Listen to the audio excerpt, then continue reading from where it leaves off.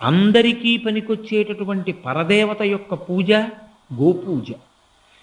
పరదేవతని ఆరాధన చెయ్యాలి అంటే ఒక శ్రీచక్రాన్ని ఆరాధన చెయ్యాలన్నా, లేకపోతే ఏదో లలితా త్రిశతి చెయ్యాలన్నా, ఖడ్గమాల చెయ్యాలన్నా అంత తేలిక కాదు.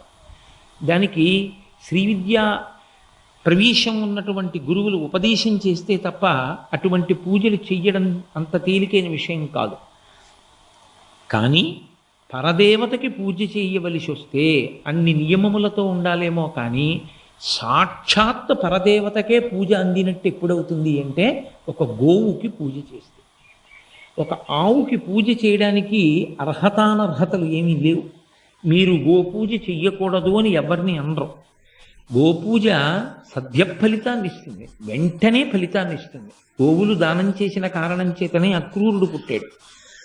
అలాగే అక్రూరుడి మాతామహుడు మహానుభావుడు